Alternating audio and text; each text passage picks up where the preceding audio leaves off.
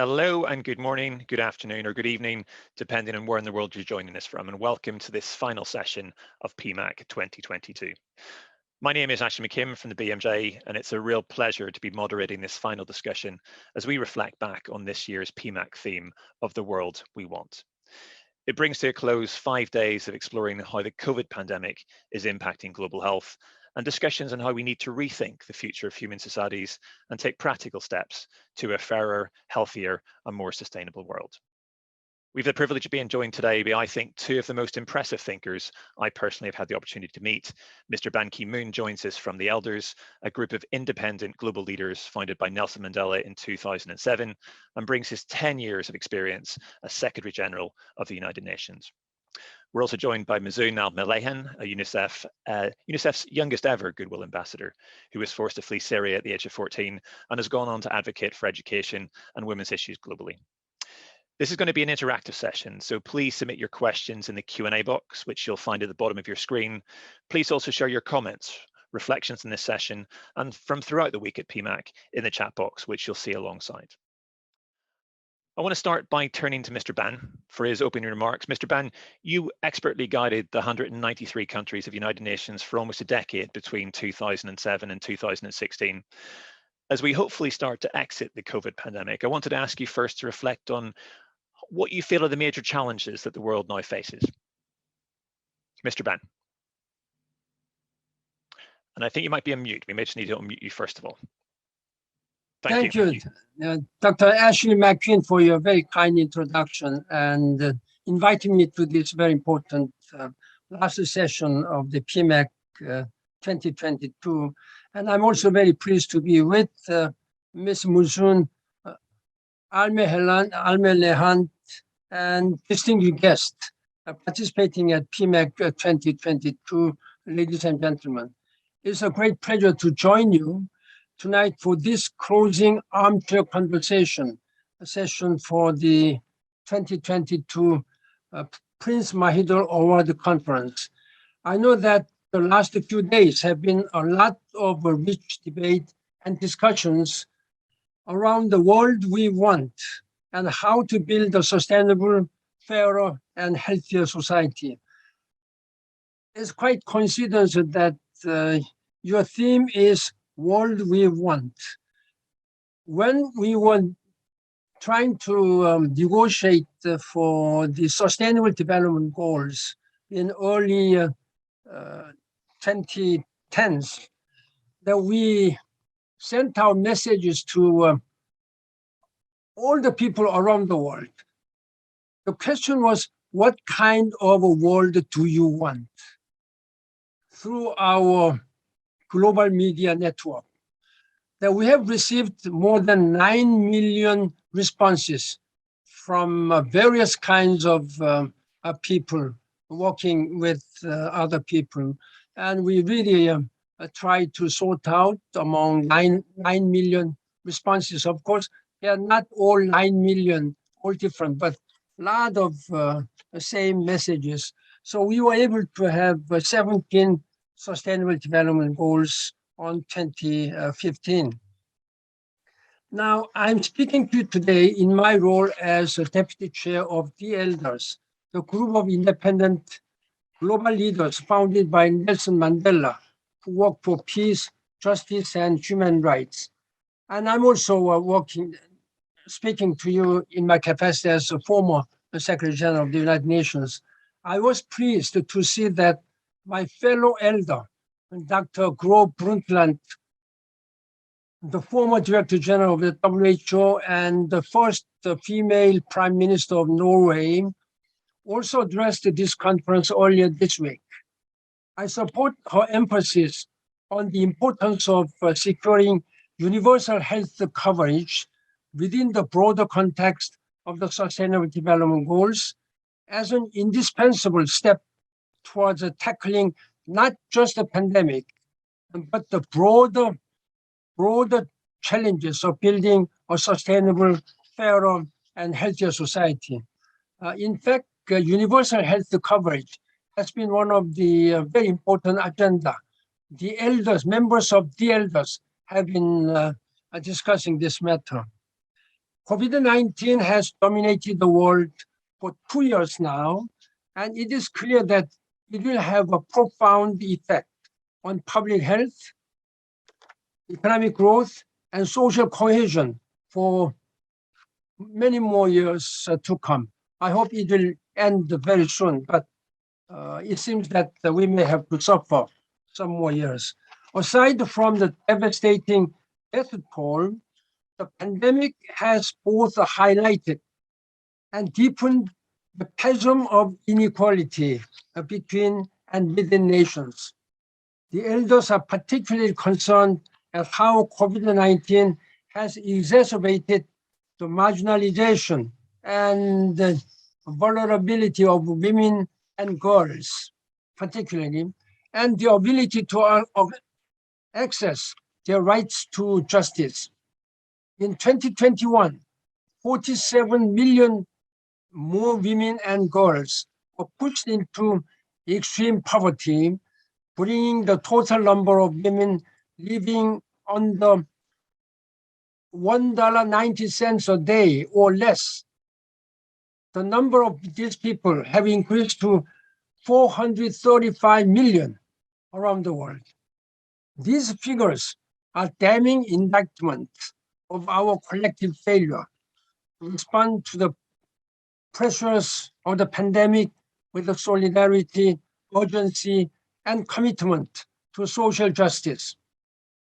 This failure is even more stark when we consider the continuing scandal of global vaccine inequity. It is a moral outrage and public health disaster that whilst the developed countries of the global north are progressing with booster jabs for double vaccinated citizens, on the other hand, only 7%, 7 people in every 100 people in Africa are fully vaccinated.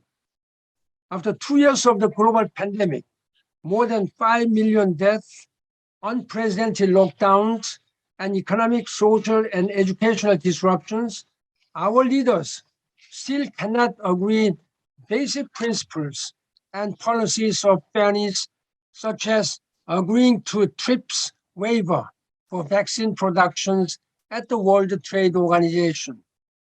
What does this inertia say about our ability to meet the other existential threats confronting humanity in the coming decades, including the climate crisis and nuclear proliferation? The challenge here is not one of understanding or insufficient knowledge. Our leaders cannot claim they have not been warned about the dangers ahead or provided with credible, detailed proposals for actions. Look at the recommendations on the Independent Panel for Pandemic Preparedness Response, IPPPR, in relation to COVID-19 and future pandemics, or the scientific data from the Intergovernmental Panel on Climate Change, IPCC. Instead, the challenge is to strengthen and to improve the multilateral system with the United Nations at its core, to make it fit for purpose for the 21st century. This requires the world's leading powers such as China and the United States working together and rejecting the policies of nationalism and unilateralism. This also means global citizens must work together through democratic institutions and public fora, such as this conference, to bring pressure to bear on their leaders and hold them accountable for their actions. Ladies and gentlemen, dear friends, this is a task facing us in the years ahead. We now have less than a decade to achieve the Sustainable Development Goals, which have the right to health at their heart. So far, we are dangerously off track to meet the 2030 Sustainable Development Goals target And we need to treat the experience of COVID-19 as a wake-up call to spur us into action. Although this task appears daunting, I remain inspired by the words of Nelson Mandela, the founder of the Elders and a constant fighter for equality and justice. And I quote, "It always seems impossible until it is done," unquote. Ladies and gentlemen, let us work together to realize a better and sustainable world for all. It is our moral and political responsibility for all of us. Thank you for your listening. Thank you. Thank you, Mr. Bannon. Thank you for setting out all these challenges, which I hope we'll come back to and discuss very shortly. But I first want to introduce Mizoon. Mizoon, one of the priorities Mr. Bannon mentioned was the challenges of equity and displaced people. And I want to talk a bit more about that. But could I first ask you to kindly share your story and experiences from whenever you left Syria? First of all, it's such a great pleasure to be here with all of you, and of course to talk alongside Mr. Ban Ki-moon and to hear his amazing remark about the challenges that are facing all of us. And of course, one of the biggest challenges now is the refugee crisis and displaced people. As a person who's one of those refugees, I have had to flee my homeland in Syria in 2013 when our life basically has it changed upside down during the war, when we had no future, when we had no peace, no safety, even no education, no access even to our basic needs during the war. My family and I had to take the difficult decision to flee our homeland. And of course, it was a very difficult decision, as no one wants and desires to flee their homeland, because every person loves his or her country and they want to stay in it. But when the circumstances are severe and impose on us to flee our homeland, we have no choice. And that's what happened to me and millions of Syrians and many refugees who are forced to flee their homeland. So I had to live in refugee camps in Jordan. First of all, I lived in Zaatari camp. It was a very difficult situation and a new start. So we had to live in a tent. We had no electricity. We didn't have, for example, access to internet. We didn't have proper conditions to live a proper life. But for me, it was the main concern is to find education, because I do believe education is a very important element to live a better life and also to face the challenges, because I believe without education I cannot empower myself and empower my society to go one day and rebuild my homeland. That's why my main concern was education. And when I found a school that was supported by UNICEF and their partners, and it was quality education, not only basic education, that really has given me hope, and they restored my hope that I can really now follow my dreams. I can think positively, and I can one day go back to my country to do something to the people of my country. So I cannot say the life was easy in the camp. Of course, we suffered so much. We lived in a very difficult situation, and not only myself, but every refugee who lives in refugee camps, they suffer a lot. But I feel when we have hope, when we don't lose, and when we keep going, and when we never give up, I believe we can get something positive. We can have really positive outcomes. And that's why in the camp I wanted to give hope to every child, to every person, to continue their learning, and to not to be hopeless, to just to be hopeful for the future. And that's what has encouraged me to lead my activism work, and to be an activist, especially to be education activist at the age of 14. And I was going from 10 to 10 to tell people about the importance of education, and to talk to parents, to children, that they must never give up and to learn, because I told them by learning we can really be strong people, and it is not our fault to suffer a war and to be refugees. So it is not our fault basically to lose our rights, in particular our right to learning. And since then I have been education activist, and I spent 3 years in refugee camps in Jordan. During all the 3 years I was raising my voice to talk about refugees issues and to talk about the importance of education. And lately in 2015, I resettled in the United Kingdom, where I live now with my family. Even from the UK, I didn't forget the people who are still in refugee camps and who are deprived from their right of education. So in the UK, I kept using my voice and talking about the issues that I am passionate about, to tell the world about their challenges, not only for Syrians, but for every and single child who is deprived from going to school. And in 2017, I have become a UNICEF Goodwill Ambassador. And since then, I work with UNICEF and use this amazing platform to use my voice and my story to highlight the challenges that people are facing, and also to push world leaders, decision makers, to change the situation of those children, not only to talk about their challenges, but really to do something on the ground. And I don't just want to be an ambassador by name, but I really want to make a difference.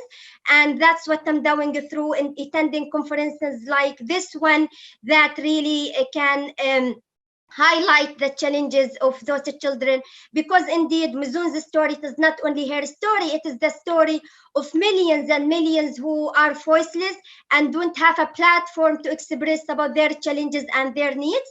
And yeah, so that's what we do. And I believe change is sometimes difficult, but it is not impossible, and we'll keep raising our voices until every child and every person can really live in peace, and no one have fears to follow their dreams and to have access to education. Thank you, Mizun. We've been spending the last 4 or 5 days talking about the world we want. So we're kind of dreaming about that future and addressing big global challenges from climate change to sustainability. Thinking back to yourself as that 14-year-old girl in Syria, what was your dream at the time? What was the future that you dreamed of? To be honest, this is really a difficult question, because at that time when I had to flee my homeland, it was unknown future, unknown fate. And, I didn't know what to expect next. I didn't know anything about the life that is waiting me ahead in the refugee camps in Jordan. So I just was hopeful, and I didn't want just to lose hope and to give up. I just was thinking no matter what, I will keep dreaming, and I will keep thinking positively about my future. Of course, I didn't know what is going to happen, but what I was sure about that I was ready to face any challenge in my life, and I was ready to follow my dreams, to fight for my dreams no matter what. And I was dreaming one day I can really see the future that I want to see for my homeland, that it is peaceful, and every one of us is not afraid to live in my country, and also to see the children of my country, they are strong even if they have challenges. So of course I didn't know what is next, but of course I had hope to face those circumstances and to be stronger than those challenges, and not to allow this new life, even if with it is the challenges, not to defeat me, but to defeat these circumstances and to be the person that I want to be. Thank you, Mizun. And we've been talking a lot about that. I think the equality of opportunities come up a lot over the last couple of days. I want to come back to Mr. Ban for a moment. And we've been through this tumultuous couple of years with the COVID pandemic. Do you feel that COVID's left us in a more divided society than we were before? My answer is definitely yes. The pandemic has caused existing inequalities, I think, to worsen and damage the trust at the global level between developed and developing countries, between rich and poor countries, within nations, and in some cases between citizens and their governments. And also sometimes it made worse at times by disinformation and cynical opportunism by certain political motivations by politicians. But it has also highlighted our fundamental global interconnectedness. Now, rich countries like United Kingdom or United States and most of the European countries, they were able to provide the vaccines immediately. But as I said in my earlier remarks, this is just 7% of the total population in Africa and developing countries. They were able to get vaccinations even once. Therefore, it will be extremely difficult to expect that the whole world will be free from coronavirus, because virus does not respect borders. It can, be transmitted any place, anywhere through air. And therefore, it is very important that European Union and United States, United Nations, United States are big countries and organized by WHO and United Nations as a whole should really provide vaccinations to those poor countries. Now, I just listened all what Ms.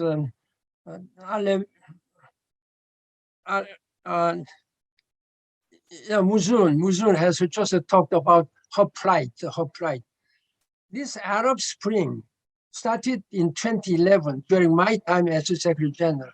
It's already 11 years, a full 11 years. Still the people in Syria are suffering. And the international community is divided. Security Council has not been able to unify themselves. They has not been able to take any united actions. So it's very troublesome and very sad. And there's so many people have become refugees in Lebanon, Jordan, Iraq, even in Iraq and Egypt and many other places. Now, many millions of people are now sheltered by the United Nations. Therefore, just to think what will happen to them, their corona vaccinations in the refugee camps. Therefore, I think the wealthy countries under the arrangement by the United Nations should really provide much more vaccines to developing countries, and particularly those refugee people. Thank you, Mr. Bannon. As you say, and we discussed this again yesterday, that the world does seem to become more divisive during the COVID pandemic. But as we hopefully emerge from the COVID pandemic and we tackle the next big global emergency of climate change, which I know you're very passionate about, Mr. Bannon, we have these challenges of geopolitics as well. What would be your advice about how we tackle climate diplomacy? This climate change is the most serious challenges which our humanity is now facing. It affects humanity and even our only Earth, the planet Earth. Now, COP26, which was held in Glasgow, United Kingdom last November, saw a remarkable mobilization by young climate activists and many civil society activists. It was quite encouraging. Now, they are determined to push for ever greater ambition from political leaders, business leaders, and also financial sectors. Although I'm not satisfied with the outcome of the COP26, because of the objection by certain countries like India and some other countries, they were not able to firmly determine the goal of to realize carbon neutrality by 2050. they were only able to agree by or around the middle of this century to decarbonize. That was quite disappointing. Now, everyone involved in climate diplomacy needs to build on the momentum in any way. One positive thing was that the United States and China, they were able to agree on mutual cooperative actions on climate change. Now, I sincerely hope that next COP27, which will be held in Sharm el-Sheikh in Egypt, crucially, I think we need Africa, particularly Africa, needs to speak with one voice at this summit and supporting the Egyptian presidency and bringing its collective weight to bear on the negotiations alongside major industrial powers.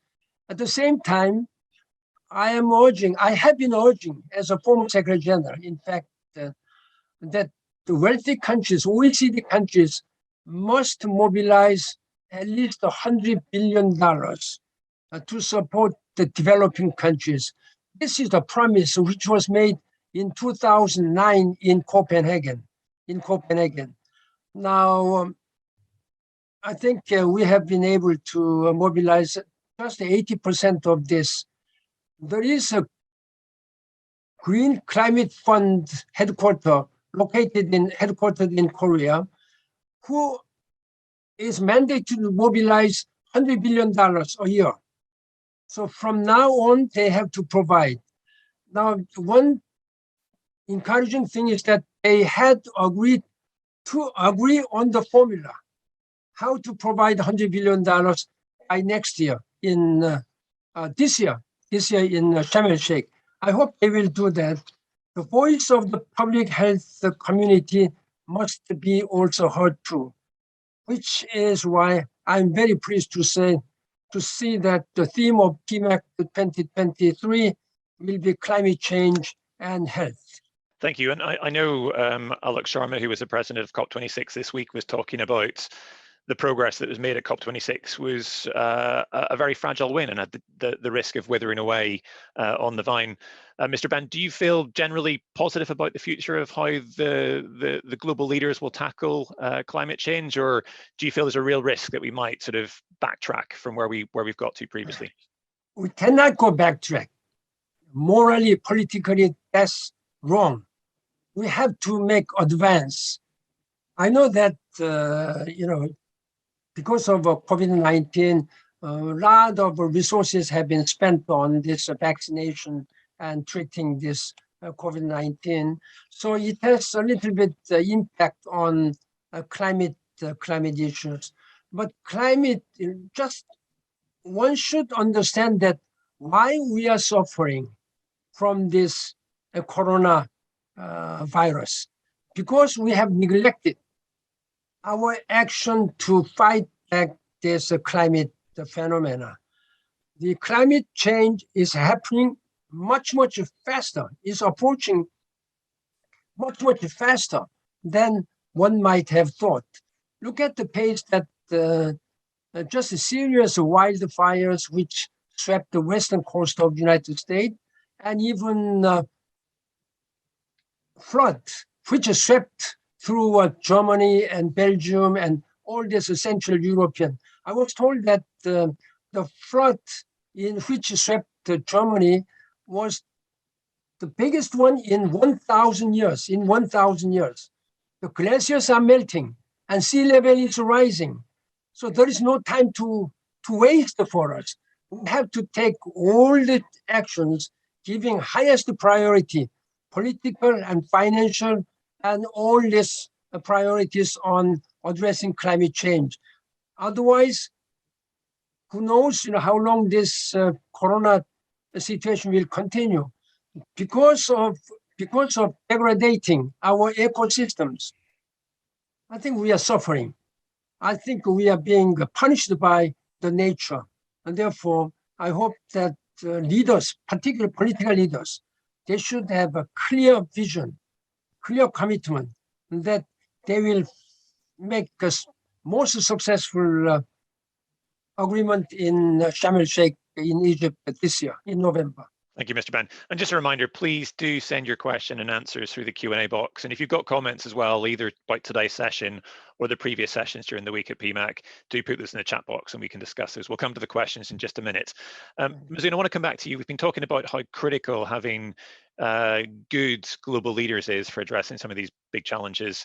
I think you're among our future generation of world leaders, and hopefully we don't mess it up before you get to that point. But what would be your message for politicians and policymakers who are maybe joining or watching us today?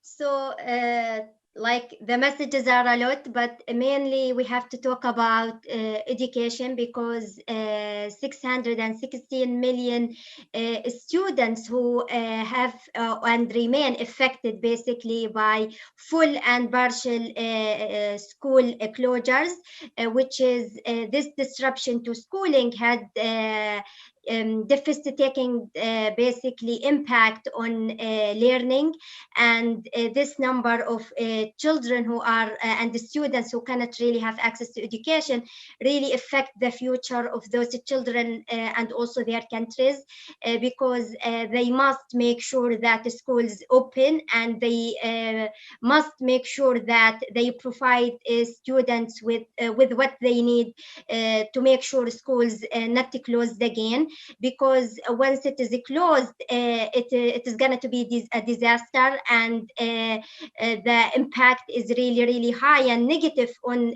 those children and their future, because even before COVID-19, the world was grappling with a learning crisis, and we don't want to see the situation of education worsen again and again.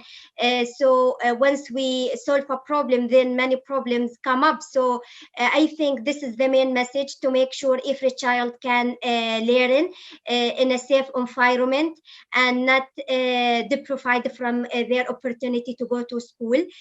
So I think it is their duty, and it is not a privilege they provide for children and to students, and they must work collectively together and take decisive actions for the education crisis, especially after COVID-19, because it has worsened the situation even more. And if they work together, if they take education seriously, they must do that as soon as possible, and not to neglect education, because without education really we cannot solve other problems like climate change. We need people who are educated enough to help us and participate in solving all the crises that we have, and education is the main one, and it is a very important aspect that we must take into account when we talk about the challenges that is facing us globally. And so I hope they can act and give more support to education, fund education, as it is really a priority.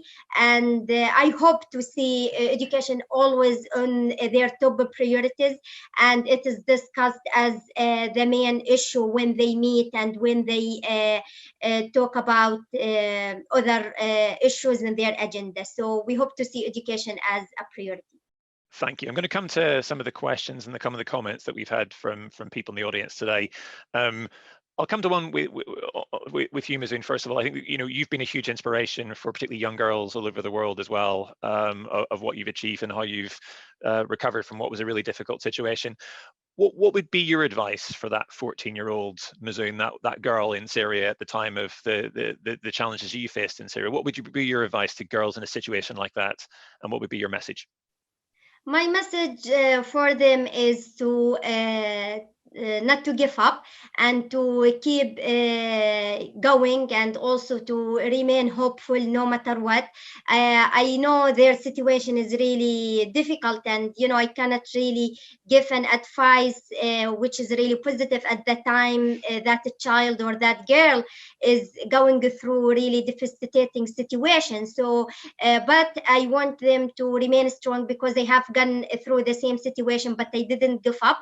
So just to keep dreaming, and as one day they can really reach to their dreams and they can really get what they want. But most importantly, not to lose hope, because I think the real failure and the real suffering is when we lose hope, and we don't want to lose our hope, and our hope to dreaming for a better future and for a better life. But also my message to the world is to really solve the Syrian crisis, and to improve the situation in Syria, because it is enough to see 11 years of war and suffering of those children, and without any actual change. Because indeed 11 years, that is not easy number. It is 11 years of millions of people who are going through really difficult situation. Now we see really heartbreaking photos from people in northern Syria, in a city called Idlib, where children even don't have houses. They live in tents, and it is not a proper tents. People, most of them displaced, and the weather is really, really cold at the minute. Even it is snowing in that part of the Middle East, where in Syria and Lebanon and Jordan, all these countries now, they have really a bitter cold, and those children, they cannot really afford it. Most of them, they don't have clothes, they don't have heating. Even where they live, the situation is really heartbreaking, and I feel really sad that they cannot live in a proper houses, they cannot have any heating. Of course, there is no schools and nothing like that, but even basic needs doesn't exist. I know I ask them to be hopeful at the time. Maybe, any one of us who go at the same situation, they can lose hope easily. So I hope we can do something as, international community, and provide them of what they need. I hope anyone hear me can do something, provide any support for those children and people there. Please do, because they need you, and they are in a difficult situation that we all have a responsibility towards them to give them the needed support. But of course, I hope every child in Syria to be strong, and to just defeat these circumstances with patience and also with hope, as one day I'm sure we can have a better future. Thank you, Mazoon. May I just Mr. Brand, go ahead. Yes. Listening to Miss Muju, my thought went to the days when I was meeting with thousands of young people, girls and boys who are really suffering in the refugee camps now. I think, Muju, your voice is absolutely essential, not just in the future, but right here and right now. Young people have remarkable skills, and particularly in the field of new digital technologies. What I was speaking to young children, refugee children in the refugee camps. I was saying that, first of all, UN really tried to provide adequate educational opportunities. Of course, it's makeshift tent schools, but we really try to provide all these necessary textbooks and tables, desks, etc., etc. When I was a young boy, immediately after the Korean War, we didn't have even chairs. I was telling them that, look, have a courage, and the United Nations will make your future much better, much better.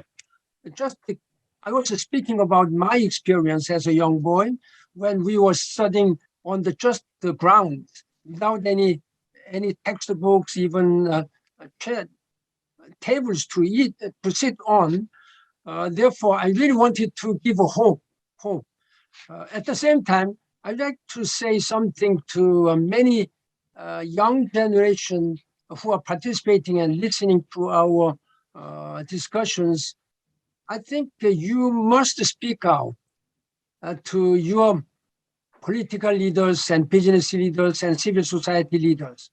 You can say that, Mr. President or Prime Minister, ministers, mayors, and governors, make sure that this is the world where my generation and our succeeding generation will live. We have to live. Make sure that we are given opportunities to study and opportunities to live with human dignity.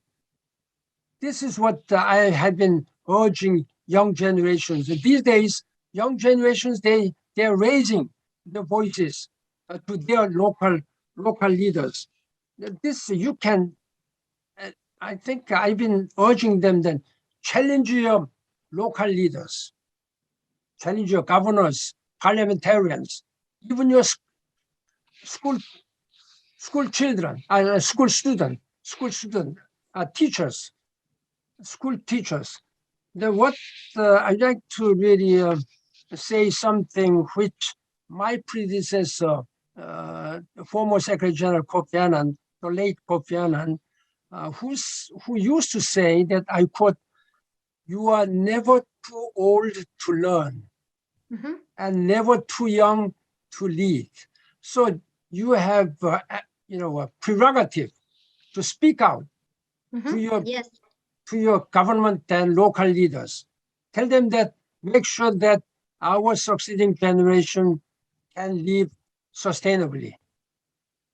Yes, thank you so much for sharing your amazing experience as well as your valuable advice. And I really totally agree that young people, they are now not only part of the challenges that affecting their future and their lives, but they are part of the solution, and they can really participate effectively and positively in finding solutions and finding a better future for themselves and also for their countries. And we only need to have the courage and not to be afraid of using our ideas, our thoughts, and to raise our voices no matter what, because I feel when we speak out, as you kindly mentioned, we can really make a change, because if we remain silent, we cannot make a change. And what we need is the courage to speak out and to push our leaders, especially the politicians in our own countries and maybe in other countries, to change the situation and to do something. They must listen to what we say, but we must also keep going to not lose the hope of making them listen to our challenges and also to our ideas, because young people now, they have really powerful ideas in making the world is a better place. And we need more young people to speak out, to participate, and to also make a change, because they are the future, but also the present that can lead us to a positive future. Yes, you are the force of change. You are the force of change. Thank you. Yes. Thank you so much. So thank you both. It's a hugely inspiring response, and I think it's a really good place. I think sadly we're very much running out of time. I'm going to turn to each of you in a moment to give us your final wish for the world we want. I want to ask you to kind of give us your final summary and thoughts, and I want the audience to do that as well. So I want the audience to tell us what would be their final wish for the PMAC community to help us achieve that fairer, healthier, more sustainable world. So please, for audience, please share your thoughts in the chat box. Let me go to Mr. Ban first of all. If you could give us and make one final wish for the world we want, what would it be? We are facing with so many global challenges, including climate change, poverty eradication, and also education, human rights issues. All these global challenges require global solutions with global partnership. There is not a single country, single individual, however resourceful, however powerful one may be, like the United States or China or European Union, however they are resourceful and powerful countries, but there is nothing in this world who can handle all these global challenges alone. We need to put all our hands on the deck together. We need a global partnership. That's a very important philosophical mandate the United Nations is now doing. And in fact, goal number 17 of Sustainable Development Goals is strengthening global partnership. And at the same time, I'm really asking political leaders and civil society leaders to have global citizenship. The national boundaries do not mean much at this time. We are all global citizens working together. You have to bring all these 8 billion people together. Otherwise, we will never be able to claim that we are living in a sustainable world. Now, this sustainable goal, development goals, which was adopted in 2015 during my time, has only 8 years to go. I understand that the Secretary General Antonio Guterres has also proposed our common agenda. And this common agenda is now going to be debated next week from February 10th for a week among the member states. I hope that the member state will have very sincere debate and discussions how they can, first of all, realize and accomplish current sustainable development goals. And if they will not be, practically speaking, will not be able to accomplish all the 17 goals by 2030, then there should be some successor vision beyond the 2030, on which the whole world's people and government will have to work together to make this world healthier and more prosperous and more sustainable without any fear about climate change and other pandemics. Thank you. Thank you. And Mazoon, what would be your final wish for the world we want?